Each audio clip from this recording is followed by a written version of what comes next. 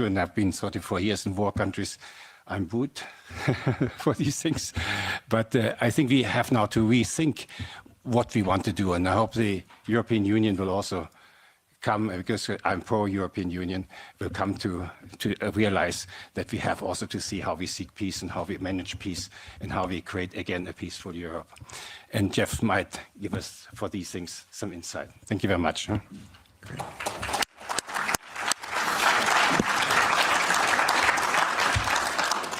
Michael, thank you so much, and thanks to all of you for the chance to be together and to think together. This is indeed a complicated and fast-changing time, and a very dangerous one. So we really need clarity of thought. I'm especially interested in our conversation, so I'll try to be as succinct and clear as I can be.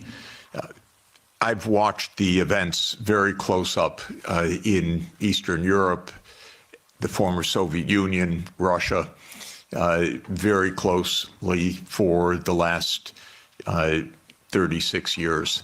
I was an advisor to the Polish government in 1989, to President Gorbachev in 1990 and 91, to President Yeltsin in 1991 to 1993, to President Kuchma of Ukraine in 1993-94. I helped introduce the Estonian currency. I helped several countries in former Yugoslavia, especially Slovenia. I've watched the events very close up for 36 years. After the Maidan, I was asked by the new government to come to Kiev, and I was taken around the Maidan, and I learned a lot of things firsthand. I've been in touch with Russian leaders for more than 30 years. I know the American political leadership close up. Our previous Secretary of Treasury was my macroeconomics teacher 51 years ago, or just to give you an idea. So we were very close friends for a half century. I know all of these people. I just want to say this because what I want to explain in my point of view is not secondhand, it's not ideology, it's what I've seen with my own eyes and experienced during this period. In my understanding of the events that have befallen Europe in many contexts, and I'll include not only the Ukraine crisis, but Serbia, 1999, the wars in the Middle East, including Iraq, Syria, the wars in Africa, including Sudan, Somalia, Libya. These are to a very significant extent that would surprise you, perhaps, and would be denounced about what I'm about to say. These are wars that the United States led and caused. And this has been true for more than 40 years now. What happened, more than 30 years, I should say, to be more precise. The United States came to the view, especially in 1990, 91, and then with the end of the Soviet Union, that the US now ran the world, and that the US did not have to heed anybody's views, red lines, concerns, security viewpoints, or any international obligations, or any UN framework. I'm sorry to put it so plainly, but I do want you to understand. I tried very hard in 1991 to get help for Gorbachev, who I think was the greatest statesman of our modern time. I recently read the archived memo of the National Security Council discussion of my proposal, how they completely dismissed it and laughed it off the table when I said that the United States should help the Soviet Union in financial stabilization and in making its reforms. And the memo documents, including some of my former colleagues at Harvard in particular, saying we will do the minimum that we will do to prevent disaster, but the minimum. It's not our job to help. Quite the contrary, it's not our interest to help. When the Soviet Union ended in 1991, the view became even more exaggerated.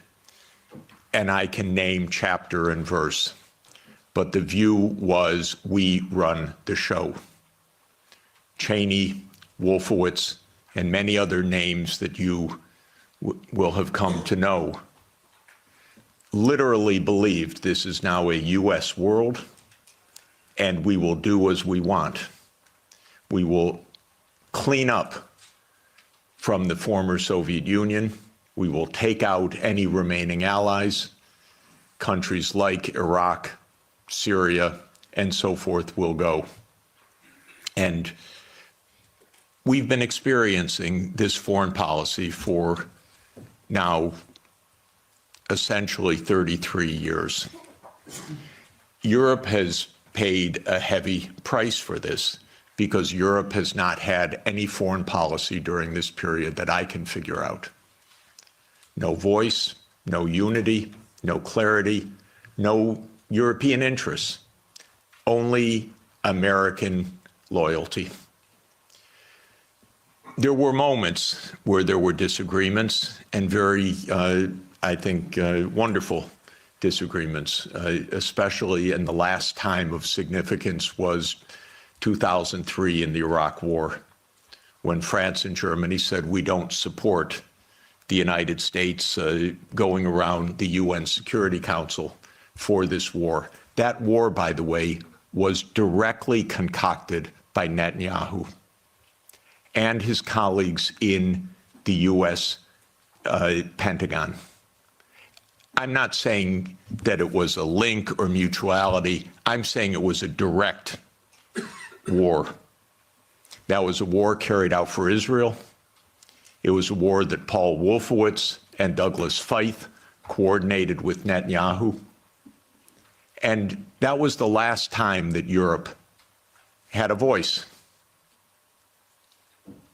And I spoke with European leaders then, and they were very clear, and it was quite wonderful. Europe lost its voice entirely after that, but especially in 2008. Now, what happened after 1991 to get to 2008 is that the United States decided that unipolarity meant that NATO would enlarge somewhere from Brussels to Vladivostok, step by step. There would be no end to eastward enlargement of NATO. This would be the US unipolar world. If you played the game of Risk as a child, like I did, this is the US idea, to have the peace on every part of the board. Any place without a US military base is an enemy, basically. Neutrality is a dirty word in the US political lexicon. Perhaps the dirtiest word. At least if you're an enemy, we know you're an enemy. If you are neutral, you're subversive. Because then you're really against us, because you're not telling us. You're pretending to be neutral. So this was the mindset, and the decision was taken formally in 1994, when President Clinton signed off on NATO enlargement to the east. You will recall that in February 7th, 1991, Hans-Dietrich Genscher and James Baker III spoke with Gorbachev. Genscher gave a press conference afterwards where he explained NATO will not move eastward. We will not take advantage of the dissolution of the Warsaw Pact. And understand that was in a juridical context, not a casual context. This was the end of World War II being negotiated for German reunification. And an agreement was made that NATO will not move 1 inch eastward. And it was explicit, and it is in countless documents. And just look up National Security Archive of George Washington University, and you can get dozens of documents. It's a website called What Gorbachev Heard About NATO. Take a look, because everything you're told by the US is a lie about this. But the archives are perfectly clear. So the decision was taken in 1994 to expand NATO all the way to Ukraine. This is a project. This is not one administration or another. This is a US government project that started more than 30 years ago.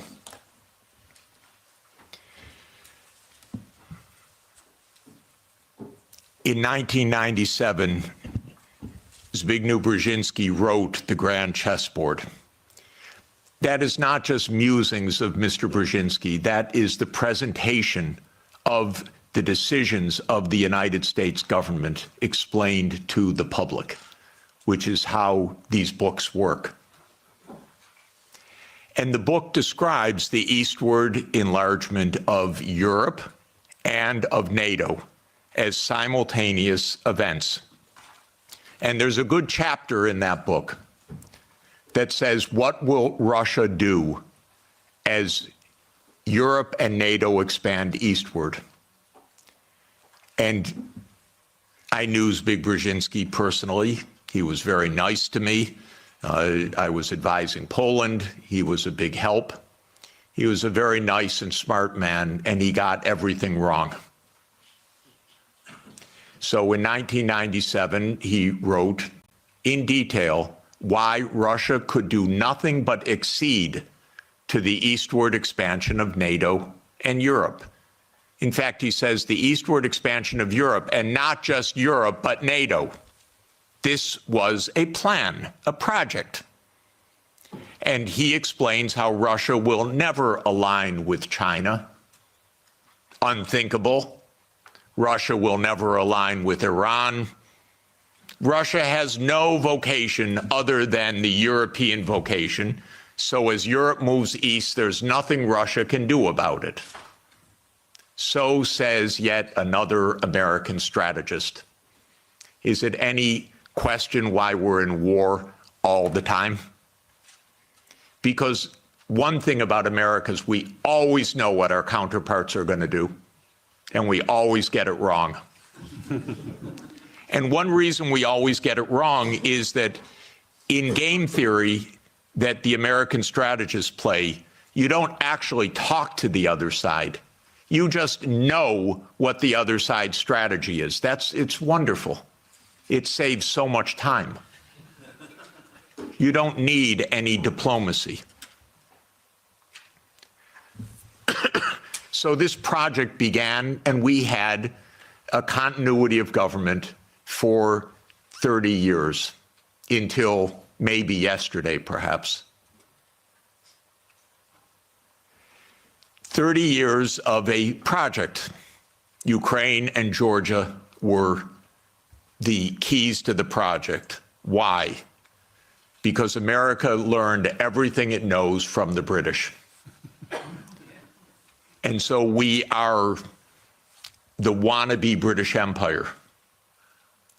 And what the British Empire understood in 1853, Lord Palmerston, excuse me, is that you surround Russia in the Black Sea and you deny Russia access to the Eastern Mediterranean.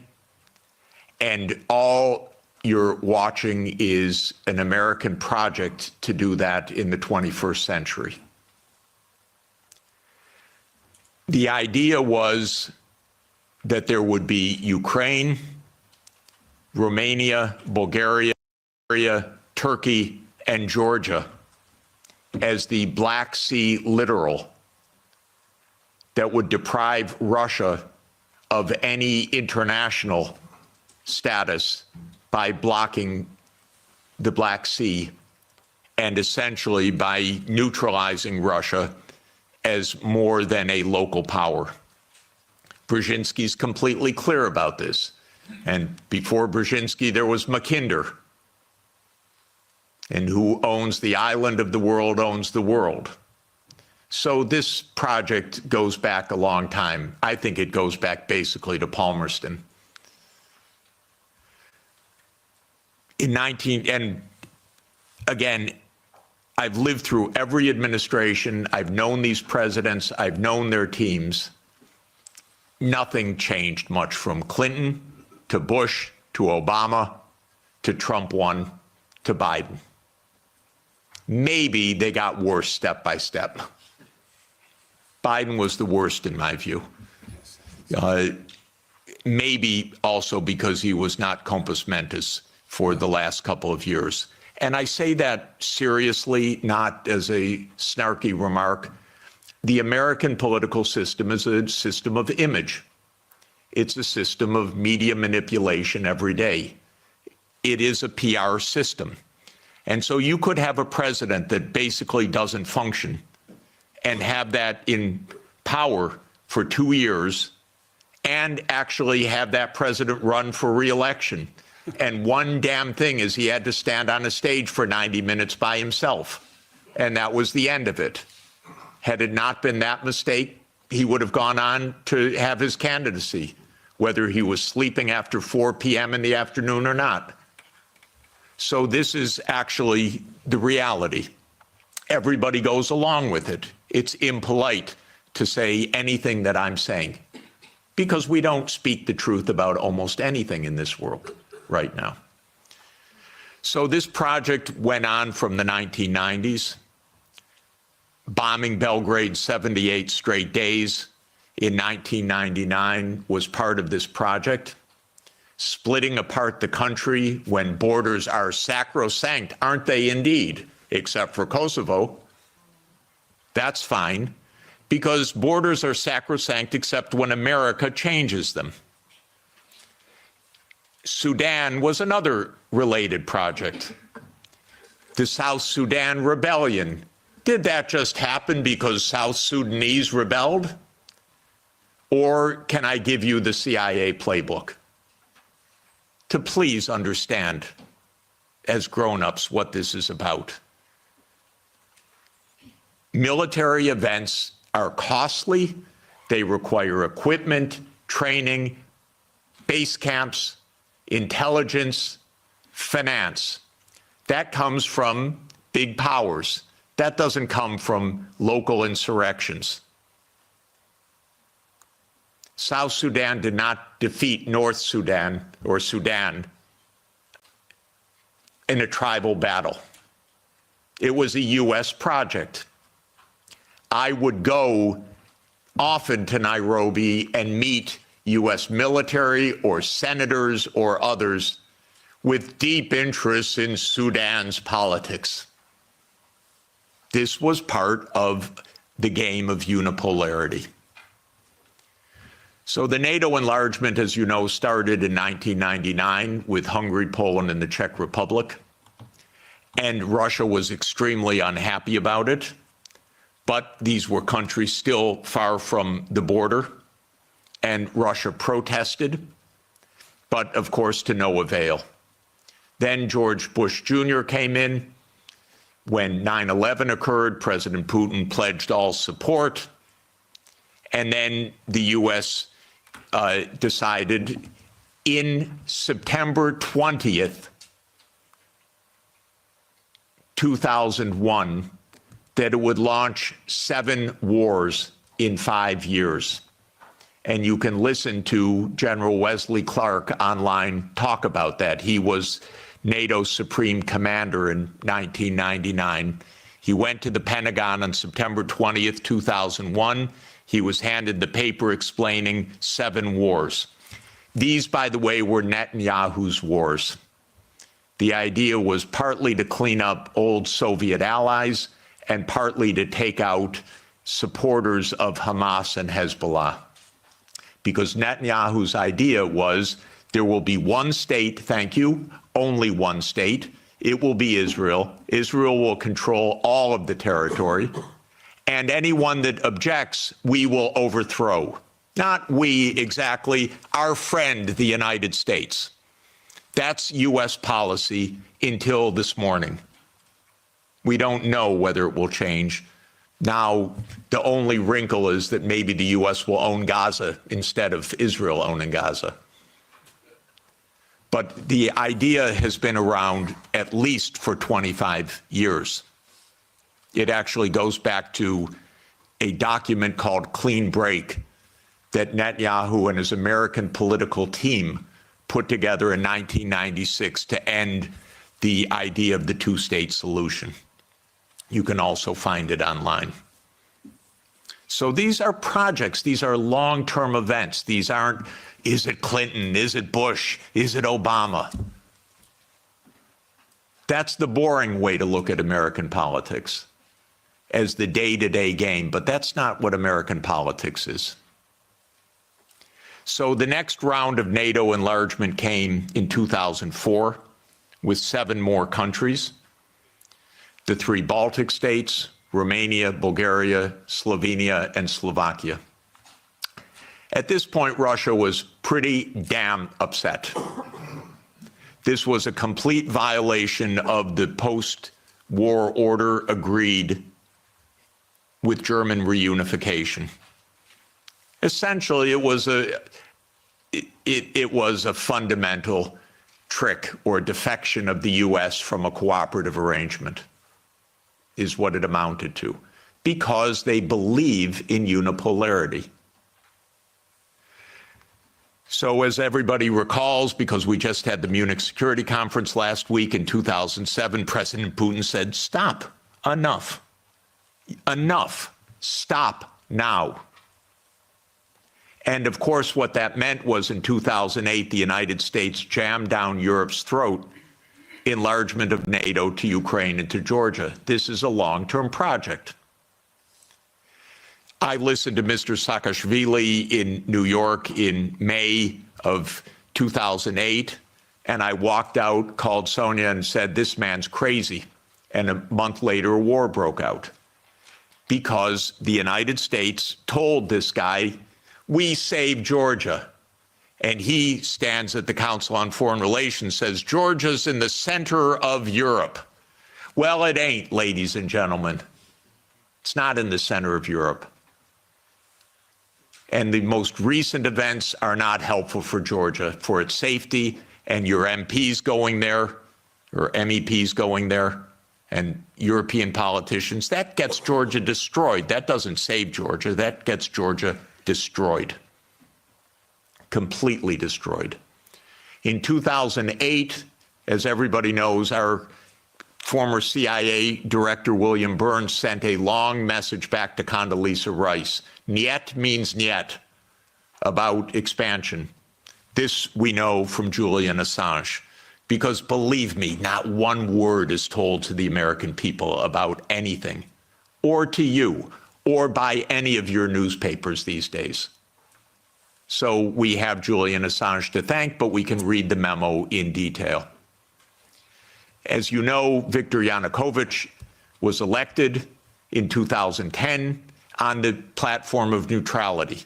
Russia had no territorial interests or designs in Ukraine at all. I know, I was there during these years. What Russia was negotiating was a 25-year lease to 2042 for Sevastopol Naval Base. That's it. Not for Crimea, not for the Donbass, nothing like that. This idea that Putin is reconstructing the Russian Empire, this is childish propaganda, excuse me. If anyone knows the day-to-day and year-to-year history, this is childish stuff. Childish stuff seems to work better than adult stuff. So no designs at all. The United States decided this man must be overthrown. It's called a regime change operation. There have been about 100 of them by the United States, many in your countries and many all over the world. That's what the CIA does for a living. Okay? Please know it. It's a very unusual kind of foreign policy. But in America, if you don't like the other side, you don't negotiate with them, you try to overthrow them. Preferably covertly. If it doesn't work covertly, you do it overtly. You always say it's not our fault, they're the aggressor, they're the other side, they're Hitler. That comes up every 2 or 3 years. Whether it's Saddam Hussein, whether it's Assad, whether it's Putin, that's very convenient. That's the only foreign policy explanation the American people are ever given anywhere. Well, we're facing Munich 1938. Well, we're facing Munich 1938. Can't talk to the other side. They're evil, implacable foes. That's the only model of foreign policy we ever hear from our mass media. And the mass media repeats it entirely because it's completely suborned by the US government. Now, in 2014, the US worked actively to overthrow Yanukovych. Everybody knows the phone call intercepted by my Columbia University colleague, Victoria Nuland, and the US Ambassador Peter Piot. You don't get better evidence. The Russians intercepted her call and they put it on the internet. Listen to it, it's fascinating. I know all these people. By the way, by doing that, they all got promoted in the Biden administration. That's the job. Now, when the Maidan occurred, I was called immediately. Oh, Professor Sachs, the new Ukrainian prime minister would like to see you to talk about the economic crisis. Because I'm pretty good at that. And so I flew to Kiev and I was walked around the Maidan. And I was told how the US paid the money for all the people around the Maidan. Spontaneous, revolution of dignity. Ladies and gentlemen, please, where do all these media outlets come from? Where does all this organization come from? Where do all these buses come from? Where do all these people called in come from? Are you kidding? This is organized effort. And it's not a secret, except to citizens of Europe and the United States. Everyone else understands it quite clearly. Then came Minsk, and especially Minsk II, which, by the way, was modeled on South Tyrolean autonomy. And the Belgians could have related to Minsk II very well. It said there should be autonomy for the Russian-speaking regions in the east of Ukraine. It was supported unanimously by the UN Security Council. The United States and Ukraine decided it was not to be enforced. Germany and France, which were the guarantors of the Normandy process, let it go.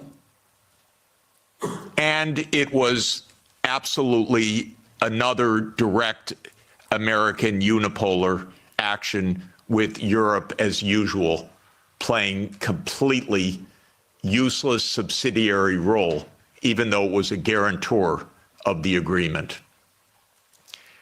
Trump won, raised the armaments. There were many thousands of deaths in the shelling by Ukraine in the Donbass. There was no Minsk II agreement. And then Biden came into office. And again, I know all these people. I used to be a member of the Democratic Party. I now am strictly sworn to be a member of no party because both are the same anyway.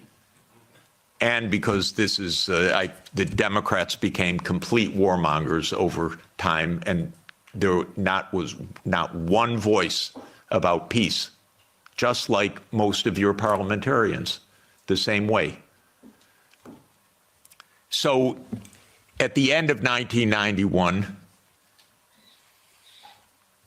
Putin put on the table a last effort in two security agreement drafts, one with Europe and one with the United States. The U.S. put on the table December 15th, 2021. I had an hour call with Jake Sullivan in the White House begging, Jake, avoid the war. You can avoid the war.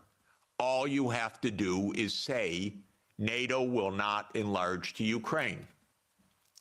And he said to me, oh, NATO's not going to enlarge to Ukraine. Don't worry about it. I said, Jake, say it publicly.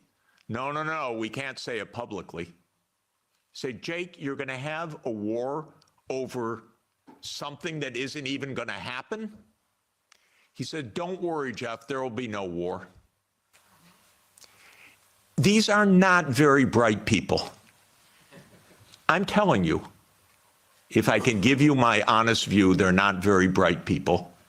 And I've dealt with them for more than 40 years. They talk to themselves. They don't talk to anybody else. They play game theory. In non-cooperative game theory, you don't talk to the other side.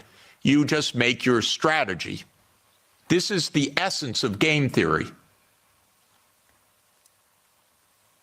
It's not negotiation theory. It's not peacemaking theory. It is unilateral, non-cooperative theory, if you know formal game theory. That's what they play. It started at the Rand Corporation. That's what they still play. In 2019, there's a paper by Rand, How Do We Extend Russia? Do you know they wrote a paper, which Biden followed, How Do We Annoy Russia? That's literally the strategy. How do we annoy Russia? We're trying to provoke it, trying to make it break apart, maybe have regime change, maybe have unrest, maybe have economic crisis. That's what you call your ally. Are you kidding? So I had a long and frustrating phone call with Sullivan. I was standing out in the freezing cold. I happened to be trying to have a ski day. And there I was, Jake, don't have the war. Oh, there'll be no war, Jeff. We know a lot of what happened the next month, which is that they refused to negotiate. The stupidest idea of NATO is the so-called open door policy. Are you kidding? NATO reserves the right to go where it wants without any neighbor having any say whatsoever? Well, I tell the Mexicans and the Canadians, don't try it. You know, Trump may want to take over Canada. So Canada could say to China, why don't you build a military base in Ontario? I wouldn't advise it. And the United States would not say, well, it's an open door. That's their business. I mean, they can do what they want. That's not our business. But grown-ups in Europe repeat this. In Europe, in your commission, your high representative. This is nonsense stuff. This is not even baby geopolitics. This is just not thinking at all. So the war started. What was Putin's intention in the war? I can tell you what his intention was. It was to force Zelensky to negotiate. neutrality. And that happened within 7 days of the start of the invasion. You should understand this, not the propaganda that's written about this. Oh, that they failed and he was going to take over Ukraine. Come on, ladies and gentlemen, understand something basic. The idea was to keep NATO, and what is NATO? It's the United States, off of Russia's border. No more, no less. I should add one very important point. Why are they so interested? First, because if China or Russia decided to have a military base on the Rio Grande or in the Canadian border, not only would the United States freak out, we'd have war within about 10 minutes, but because the United States unilaterally abandoned the anti-ballistic missile treaty in 2002 and ended the nuclear arms control framework by doing so. And this is extremely important to understand. The nuclear arms control framework is based on trying to block a first strike. The ABM treaty was a critical component of that. The U.S. unilaterally walked out of the ABM treaty in 2002. It blew a Russian gasket. So everything I've been describing is in the context of the destruction of the nuclear framework as well. And starting in 2010, the U.S. put in Aegis missile systems in Poland and then in Romania. And Russia doesn't like that. And one of the issues on the table in December and January, December 2021, January 2022, was, does the United States claim the right to put missile systems in Ukraine? And Blinken told Lavrov in January 2022, the United States reserves the right to put missile systems wherever it wants.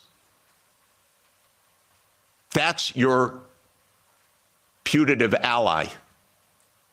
And now let's put intermediate missile systems back in Germany. The United States walked out of the INF treaty unilaterally in 2019. There is no nuclear arms framework right now. None.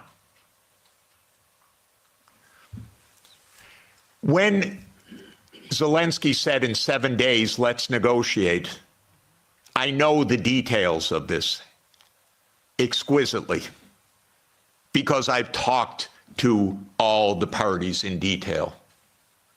Within a couple of weeks, there was a document exchanged that President Putin had approved, that Lavrov had presented, that was being managed by the Turkish mediators.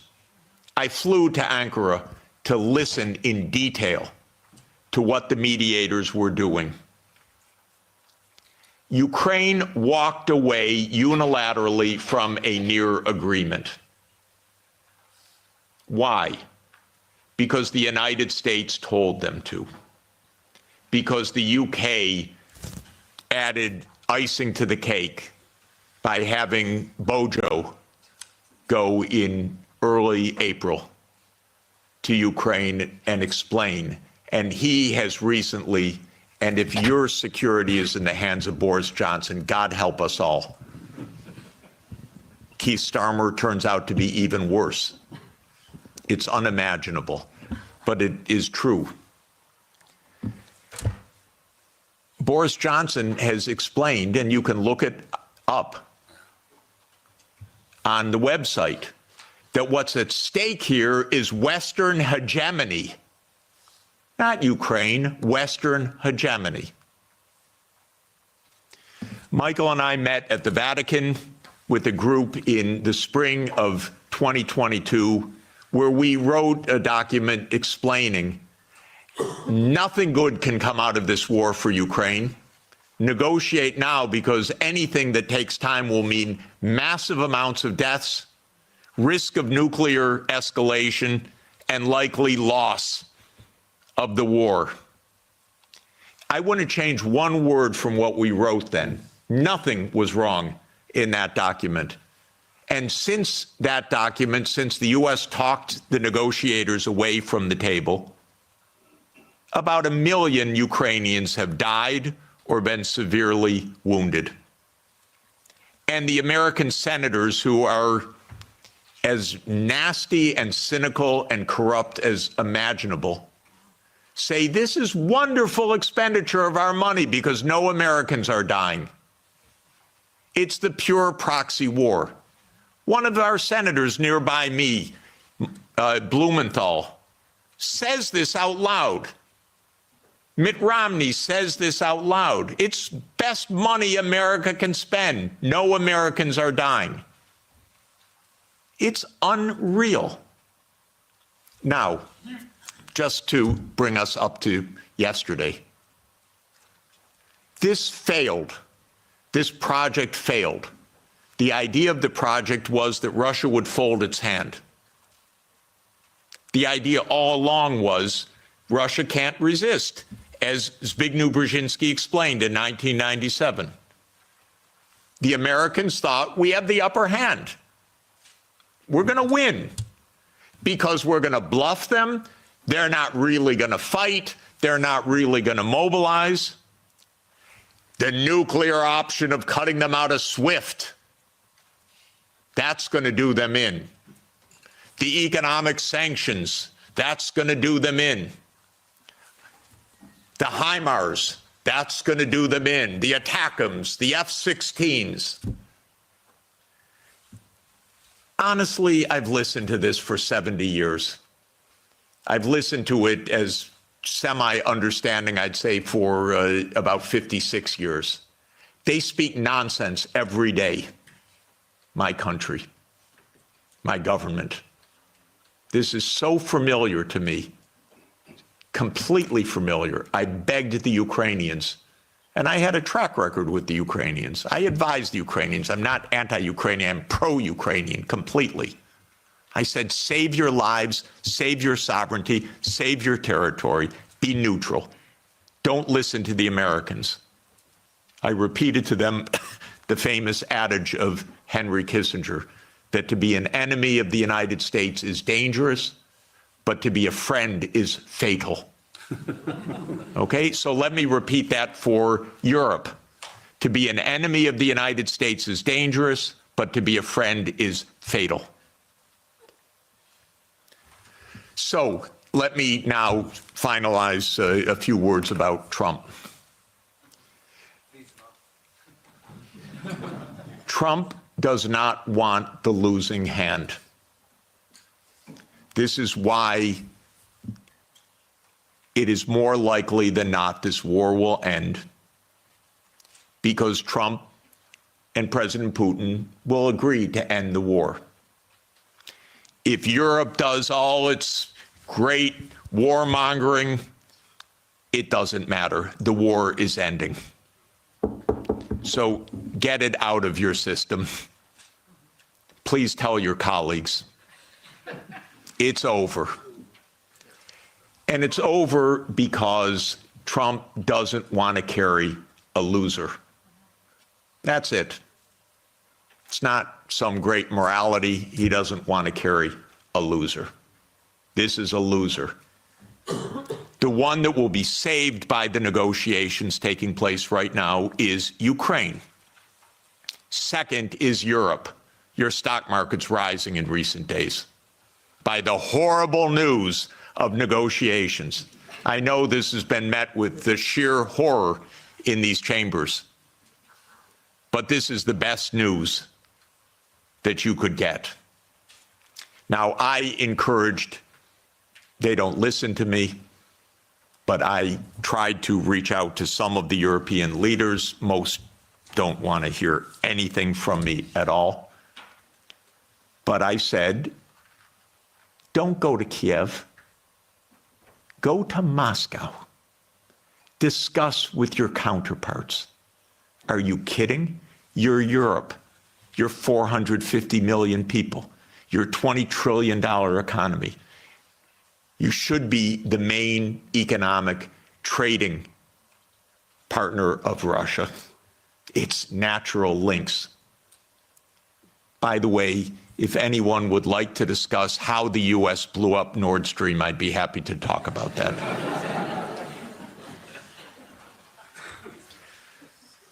So the Trump administration is imperialist at heart. It is great powers dominate the world. It is we will do what we want when we can. We will be better than a senescent Biden, and we'll cut our losses where we have to. There are several war zones in the world, the Middle East being another. We don't know what will happen with that. Again, if Europe had a proper policy, you could stop that war. I'll explain how. But war with China is also a possibility. So I'm not saying that we're at the new age of peace, but we are in a very different kind of politics right now, and Europe should have a foreign policy, and not just a foreign policy of Russophobia, a foreign policy that is a realistic foreign policy that understands Russia's situation, that understands Europe's situation, that understands what America is and what it stands for, that tries to avoid Europe being invaded by the United States, because it's not impossible that America will just land troops in Danish territory. I'm not joking. And I don't think they're joking. And Europe needs a foreign policy, a real one. Not a, yes, we'll bargain with Mr. Trump and meet him halfway. You know what that will be like? Give me a call afterwards. Please don't have American officials as head of Europe. Have European officials. Please. Have a European foreign policy. You're going to be living with Russia for a long time, so please negotiate with Russia. There are real security issues on the table. But the bombast and the Russophobia is not serving your security at all. It's not serving Ukraine's security at all. It contributed to 1 million casualties in Ukraine from this idiotic American adventure that you signed on to and then became the lead cheerleaders of. Solves nothing. On the Middle East, by the way, the U.S. completely handed over foreign policy to Netanyahu 30 years ago. The Israel lobby dominates American politics. Just have no doubt about it. I could explain for hours how it works. It's very dangerous. I'm hoping that Trump will not destroy his administration and worse, the Palestinian people, because of Netanyahu, who I regard as a war criminal, properly indicted by the ICC, and that needs to be told no more, that there will be a state of Palestine on the borders of the 4th of June, 1967, according to international law, as the only way for peace. It's the only way for Europe to have peace on your borders with the Middle East, is the two-state solution. There is only one obstacle to it, by the way, and that is the veto of the United States in the UN Security Council. So if you want to have some influence, tell the United States, drop the veto. You are together with 180 countries in the world. The only ones that oppose a Palestinian state are the United States, Israel, Micronesia, Nauru, Palau, Papua New Guinea, Mr. Malay, and Paraguay. So this is a place where Europe could have a big influence. Europe has gone silent about the JCPOA and Iran. Netanyahu's greatest dream in life is a war between the United States and Iran. He's not given up, and it's not impossible that that would come also. And that's because the U.S. in this regard does not have an independent foreign policy. It is run by Israel. It's tragic. It's amazing, by the way. And it could end. Trump may say that he wants foreign policy back. Maybe. I'm hoping that it's the case. Finally, let me just say with respect to China, China is not an enemy. China is just a success story. That's why it is viewed by the United States as an enemy, because China is a bigger economy than the United States. That's all.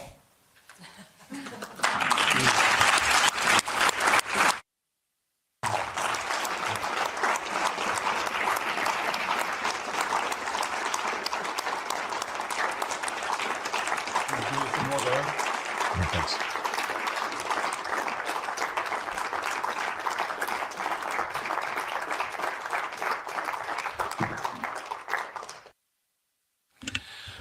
Very well. Now, questions. Please don't make any statements. Just make questions, because we are too many and we don't have all that much time.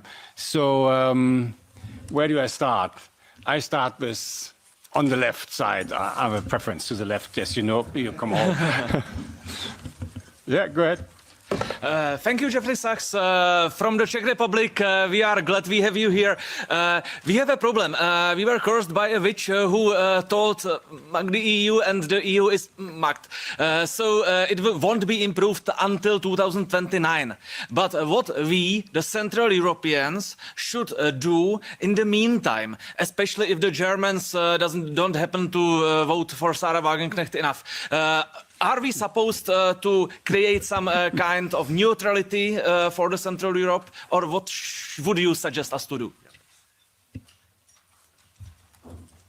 So, first of all my grandchildren are Czech, I want you to know.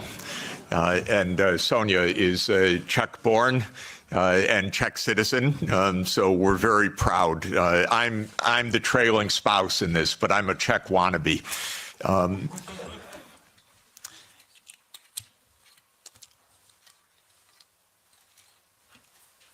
Europe needs to have a foreign policy that is a European foreign policy, and it needs to be a realist foreign policy.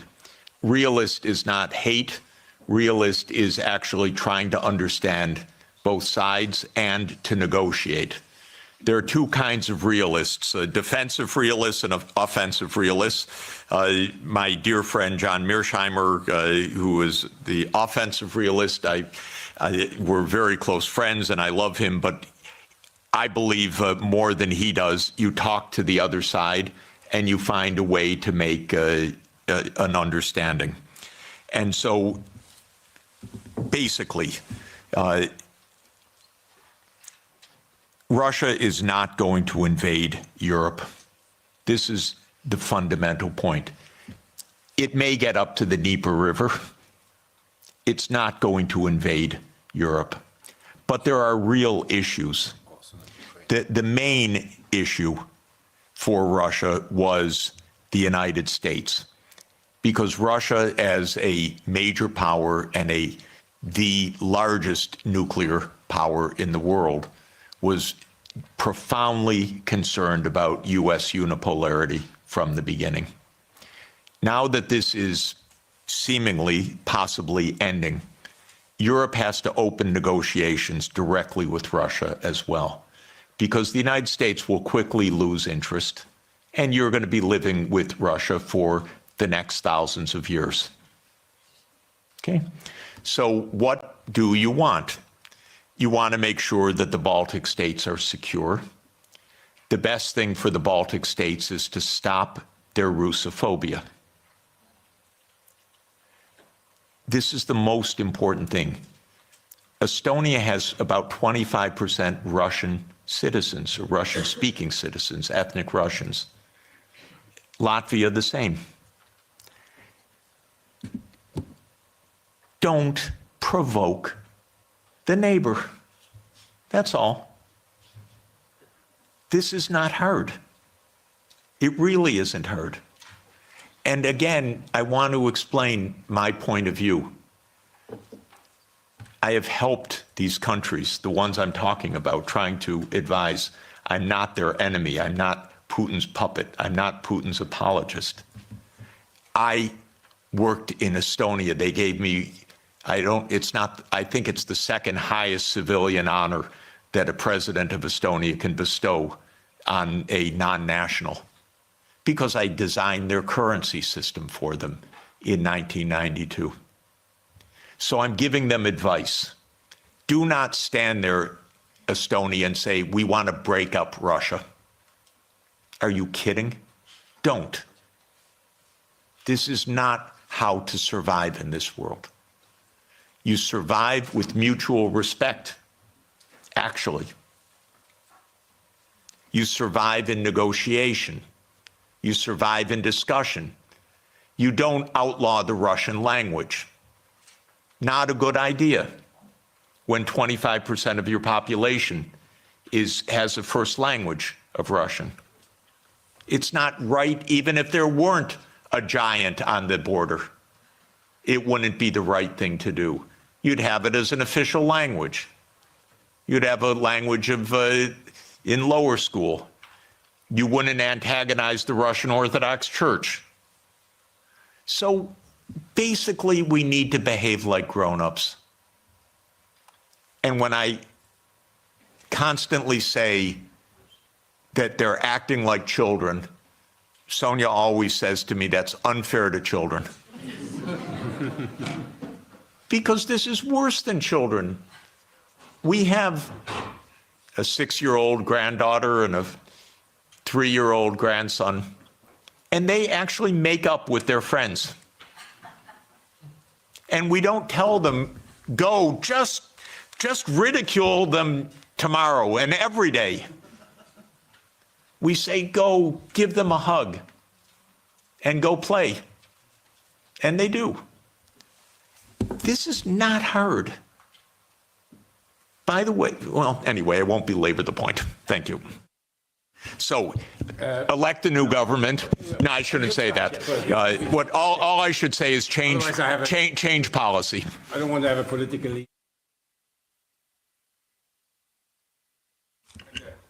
Does that work? Yeah. Hi, my name's Kira. I'm a reporter with the Brussels Times. Thank you for the fascinating talk, Jeffrey. I just wanted to ask you about Trump's statements about wanting NATO members to increase their spending by 5%. And we're now seeing lots of countries scrambling to prove that they're going to do that, including Belgium. And given that Belgium is also the NATO headquarters, I wanted to ask you what would be the appropriate response to those statements by NATO members? Thanks. We don't see exactly eye to eye on this question, so let me give you my own view. My first recommendation, with all respect to Brussels, is move the NATO headquarters somewhere else. I mean it seriously, because one of the worst parts of European policy right now is a complete confusion of Europe and NATO. These are completely different, but they became exactly the same. Europe is much better than NATO. In my opinion, NATO isn't even needed anymore. I would have ended it in 1991. But because the US viewed it as an instrument of hegemony, not as a defense against Russia, it continued afterwards.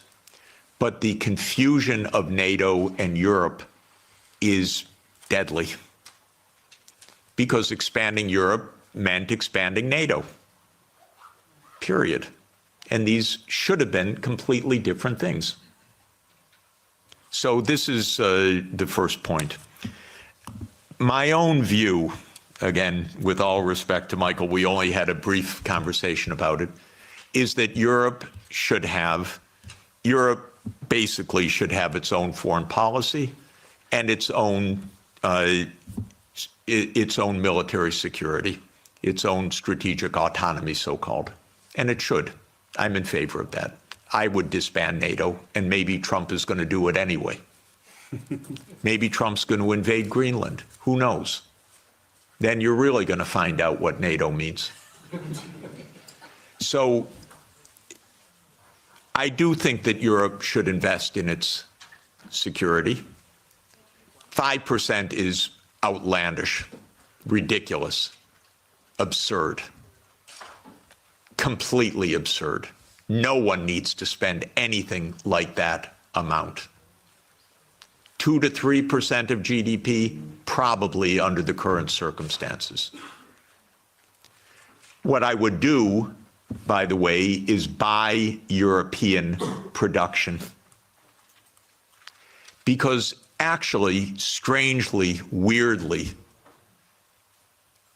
unfortunately in this world, and it's a truism, but it's unfortunate, so I'm not championing it, a lot of technological innovation spins off from the military sector because governments invest in the military sector. So Trump is an arms salesman. You understand that. He's selling American arms. He is selling American technology. Vance told you a few days ago, don't even think about having your own AI technology. So please understand that this increase of spending is for the United States, not for you. And in this sense, I'm completely against that approach. But I would not be against an approach of Europe spending 2 to 3% of GDP for a unified European security structure and invested in Europe and European technology, and not having the United States dictate the use of European technology. It's so interesting. It's the Netherlands that produces the only machines of advanced semiconductors, extreme ultraviolet lithography. It's ASML. But America determines every policy of ASML. The Netherlands doesn't even have a footnote. I wouldn't do that if I were you. Hand over all security to the United States. I wouldn't do it. I would have your own security framework, so you can have your own foreign policy framework as well. Europe stands for lots of things that the United States does not stand for. Europe stands for climate action. By the way, rightly so, because our president is completely bonkers on this. And Europe stands for decency, for social democracy as an ethos. I'm not talking about a party. I'm talking about an ethos of how equality of life occurs. Europe stands for multilateralism. Europe stands for the UN Charter. The US stands for none of those things. You know that our Secretary of State, Marco Rubio, canceled his trip to South Africa because on the agenda was equality and sustainability. And he said, I'm not getting into that. That is an honest reflection of deep Anglo-Saxon libertarianism. Egalitarianism is not a word of the American lexicon. Sustainable development, not at all. You probably know, by the way, that of the 193 UN member states, 191 have had SDG plans presented as voluntary national reviews. 191. 2 have not. Haiti and the United States of America. The Biden administration wasn't even allowed to say sustainable development goals. The Treasury had a policy not to say sustainable development goals. Okay, I mention all of this because you need your own foreign policy. I issue a report, 2 reports each year, one, the World Happiness Report, and 18 of the top 20 countries, if I remember correctly, are European. This is the highest quality of life in the whole world. So you need your own policy to protect that quality of life. The United States ranks way down. And the other report, where's my colleague Guillaume? He's somewhere in the room. Here, there he is. Guillaume Lafortune is the lead author of our annual Sustainable Development Report. And almost all of the top 20 countries are European countries because you believe in this stuff. And that's why you're the happiest, except in geopolitics. But quality of life. So you need your own foreign policy, but you won't have it unless you have your own security. You just won't. And so, and by the way, 27 countries cannot each have their own foreign policy. This is a problem. You need a European foreign policy and a European security structure. And by the way, although Michael assures me it's dead, I was the greatest fan of OSCE and believe that OSCE is the proper framework for European security. It could really work.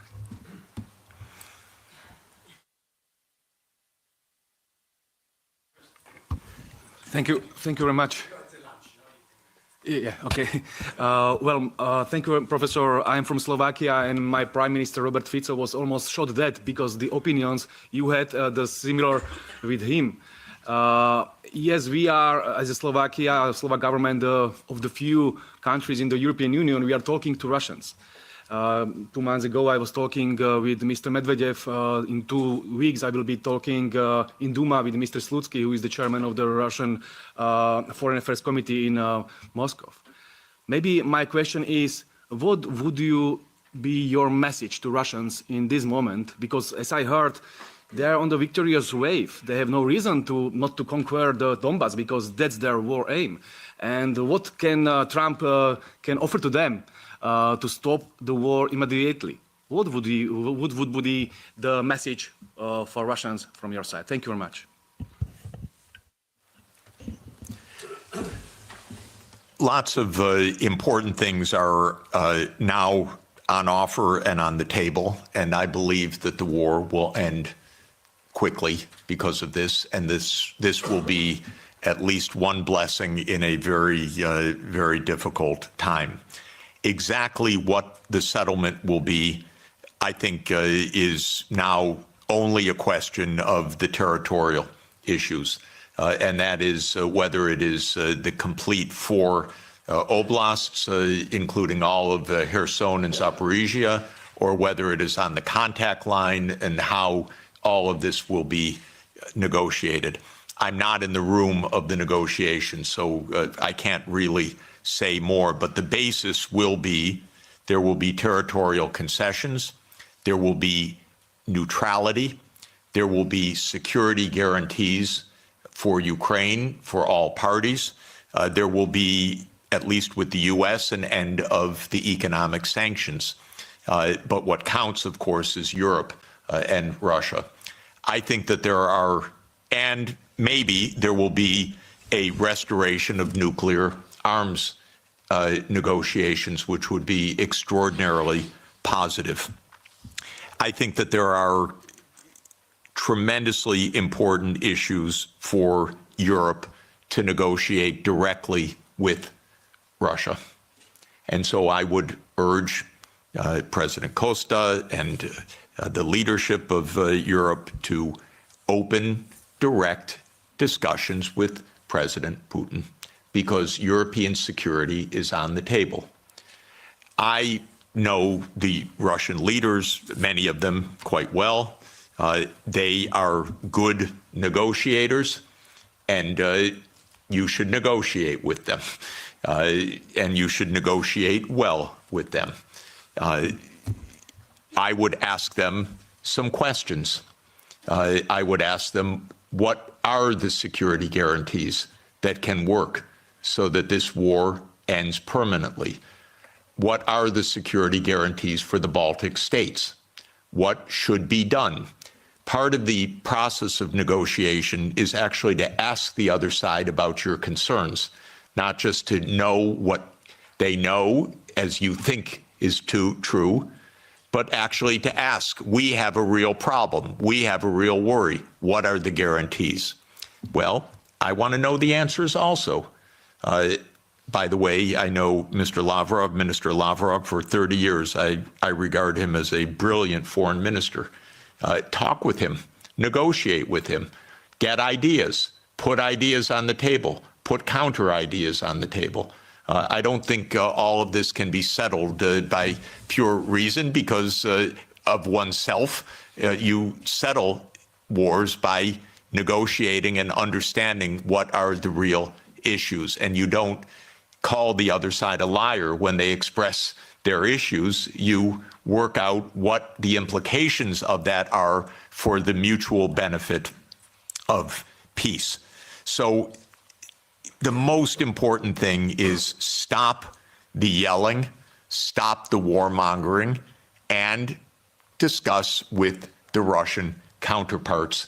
And don't beg to be at the table with the United States. You don't need to be in the room with the United States. You're Europe. You should be in the room with Europe and Russia. If the United States wants to join, that's fine. But to beg, no. And by the way, Europe does not need to have Ukraine in the room when Europe talks with Russia. You have a lot of issues, direct issues. Don't hand over your foreign policy to anybody, not to the United States, not to Ukraine, not to Israel. Keep a European foreign policy. This is the basic idea.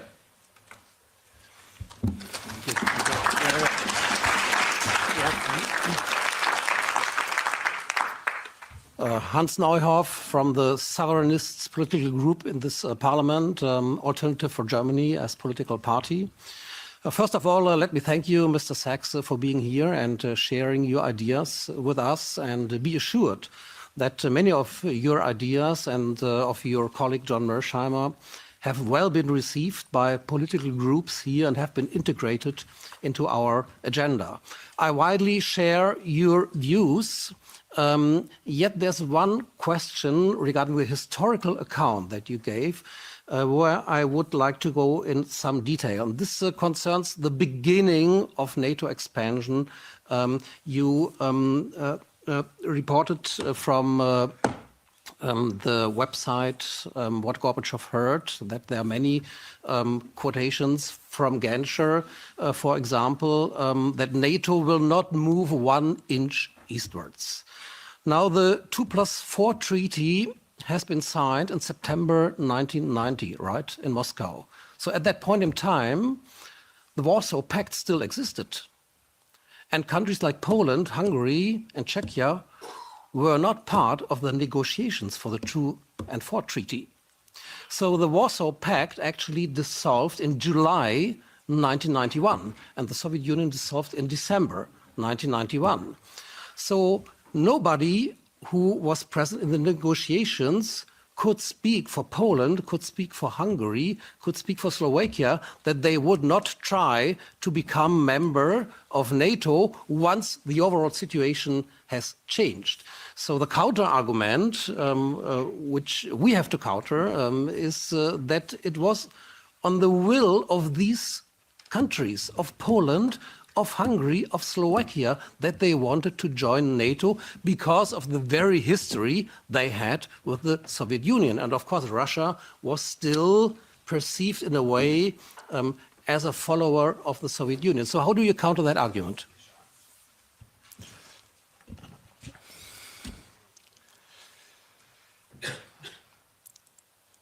I have no doubt of why Hungary, Poland, Czech Republic, Slovakia wanted to join NATO.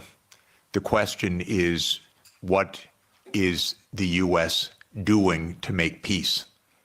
Because NATO is not a choice of Hungary, Poland, Czech Republic, or Slovakia. NATO is a U.S.-led military alliance. And the question is, how are we going to establish peace in a reliable way? If I were making those decisions back then, I would have ended NATO altogether in 1991. When those countries requested NATO, I would have explained to them what our Defense Secretary William Perry said, what our lead statesman George Kennan said, what our final ambassador to the Soviet Union, Jack Matlock, said.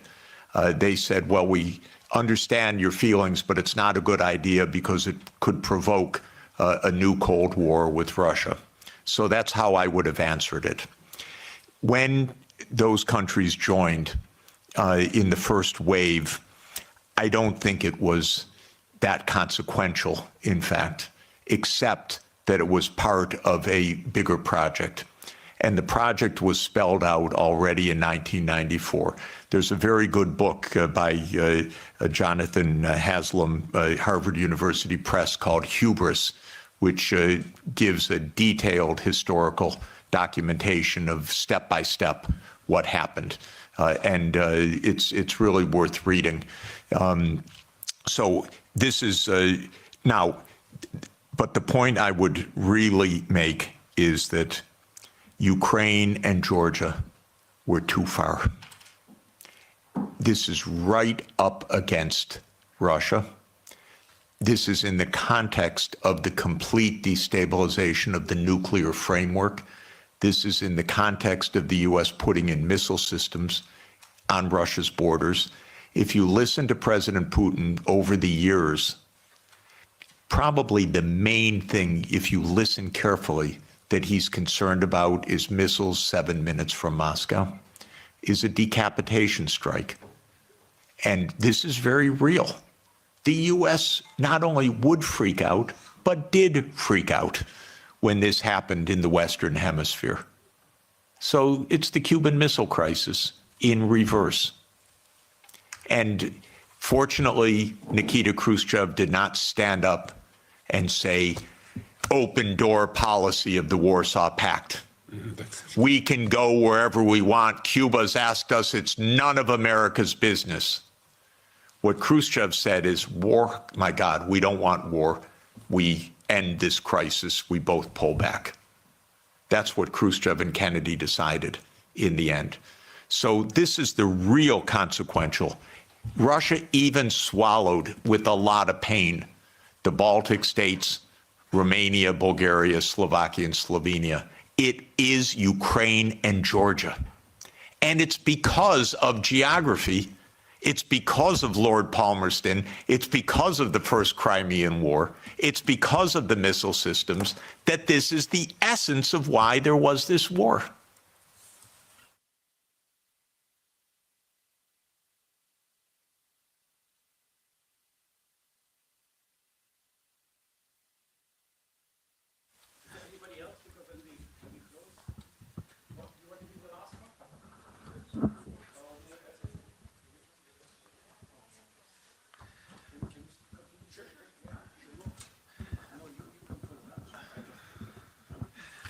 Thank you very much, Professor Sachs, for coming. You've mentioned that the European Union needs to formulate its own foreign policy. In the past, the German-Franco alliance was a big driver for those policies. Now with the Ukraine war, arguably that received a crack. Do you think that in the future, when the European Union is going to formulate its new foreign policy, that they're going to be again in the front seat, or should it be other countries or other blocs trying to make that change? Thank you very much. Oh, it's hard. It's hard because, of course, you don't yet have a constitution for Europe which really underpins a European foreign policy. And it can't be by unanimity. There has to be a structure in which Europe can speak as Europe, even with some dissent, but with a European policy. I don't want to oversimplify how to get there exactly, but even with the structures you have, you could do a lot better with negotiating directly. The first rule is your diplomats should be diplomats, not secretaries of war.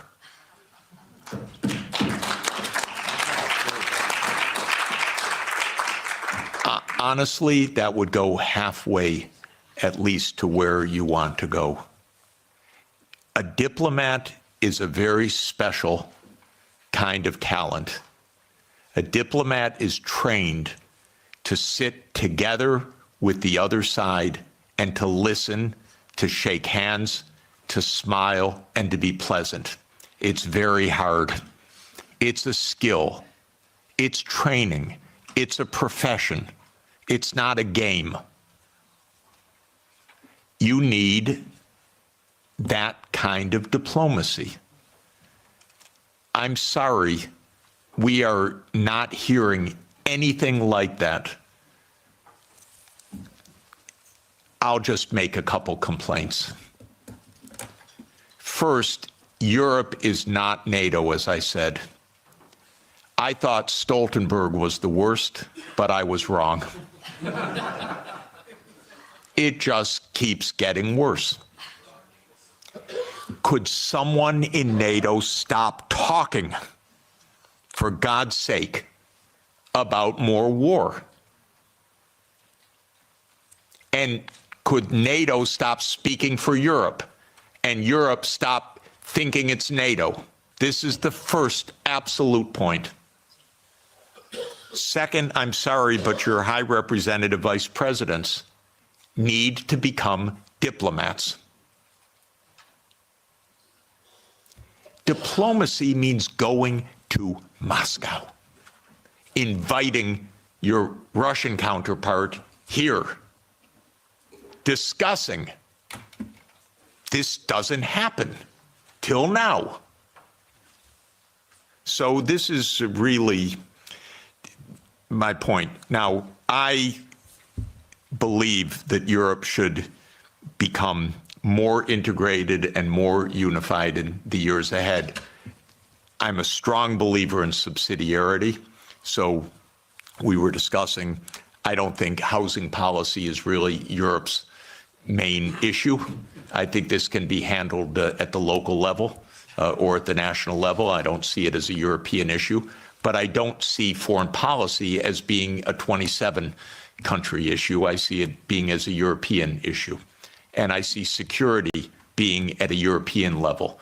So I think things need to be readjusted, but I'd like to see more Europe for truly European issues and maybe less Europe for things that are properly subsidiary to Europe at the national and the local level. And I hope that such an evolution can take place. You know, when the world talks about great powers right now, they talk about US, Russia, China, I include India, and I really want to include Europe, and I really want to include Africa as an African Union, and I want that to happen. But you'll notice on the list, Europe doesn't show up right now, and this is because there is no European foreign policy. Okay.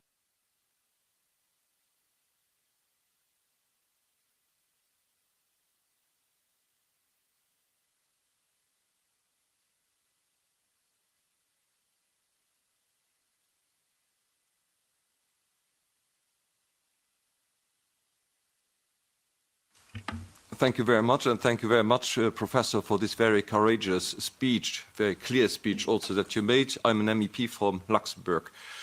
My question is the following. What are the long-term consequences of this lost war? We lost the war, now we have an uncertain future for NATO.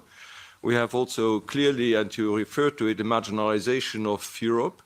We have a strengthening of the BRICS countries, which can be rivals in many respects. So will there be a future for a collective West over the next 20 or 30 years? Thank you very much. I don't believe there is a collective West. I believe that there is a United States and Europe that are in some areas in parallel interests and in many areas not in parallel interest. I want Europe to lead sustainable development, climate transformation, global decency. I believe if the world looked more like Europe, it'd be a happier, more peaceful, safer world. And longevity and better food, by the way. But just saying, in any event, Europe has a vocation that is rather different from the American tradition and, frankly, from the Anglo-Saxon tradition, because it's been 200 years of Anglo-Saxon hegemony or aspirational hegemony. The British still believe they run the world. It's amazing what nostalgia means. They don't even stop. It's almost like a Monty Python skit, actually. But in any event, where was I? I'm thinking of Monty Python when the knight gets all his limbs cut off and says, "Everything's fine, I'm victorious." That's Britain, unfortunately, and so it's really terrible. So no, I don't believe in the collective West. I don't believe in the global South. I don't believe in all these geographies don't even make sense, because I'm actually, I look at maps a lot, and the global South is mostly in the north, and the West is not even west. And so I don't even understand what this is about. I do believe that we could be in a true age of abundance if we got our heads on straight. We're in the biggest technological advance in human history. It's truly amazing what can be done right now. I marvel at the fact that somebody who knows no chemistry won the Nobel Peace Prize for chemistry because he's very good at deep neural networks, a genius, Demis Hassabis. They figured out protein folding that generations of biochemists spent their whole lives on. And now DeepMind figured out how to do it, by the thousands of proteins. We have friends that spent their entire life on one protein, brilliant friends. And now what we can do. So if actually, and same with renewable energy, as everybody knows, the price has come down by more than 2 orders of magnitude, the costs. We could transform the planet, we could protect the climate system, we could protect biodiversity, we could ensure every child gets a good education, we could do so many wonderful things right now. And so what do we need to do that? In my view, we need peace, most importantly. And my basic point is there are no deep reasons for conflict anywhere. As every conflict I study is just a mistake. It's not, we are not struggling for Lebensraum. That idea that came from Malthus and that became a Nazi idea was always a wrong idea. It was a mistake, a fundamental intellectual mistake. An intellectual mistake, by the way, because leading scientists adopted the idea that we had race wars, we had national wars, we had wars of survival because we don't have enough on the planet. As an economist, I can tell you, we have plenty on the planet for everybody's development. Plenty. We're not in a conflict with China. We're not in a conflict with Russia. If we calm down, if you ask about the long term is very good, thank you. The long term, if we don't blow ourselves up, is very good.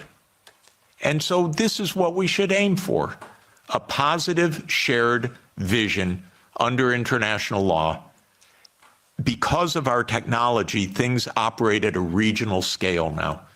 It used to be it was villages, then it was small areas, then it was unification of countries. Now it's regional. That's not just because regions are wonderful, it's because the underlying technological realities say Europe should be an integrated area by transport, by fast rail, by digital, and so there's Europe. The politics follows the technological realities to a very important extent. We're in a world of regions now. So Europe should be Europe with subsidiarity. Don't lose all of the wonderful, wonderful national and local elements. But Europe should be Europe. So the good side is I want Europe to have diplomacy, for example, with ASEAN. I spend a lot of time with the ASEAN countries. If the EU Green Deal, wonderful idea. I said many years ago, okay, to the ASEAN leaders, make an ASEAN Green Deal, and then talk with the Europeans so that you have this wonderful relationship, trade, investment, technology. So last year they announced an ASEAN Green Deal. What did Europe do about it? Nothing. It said, sorry, we're in the Ukraine war, thank you. No interest. So this is my point. The prospects are very positive if we construct the peace.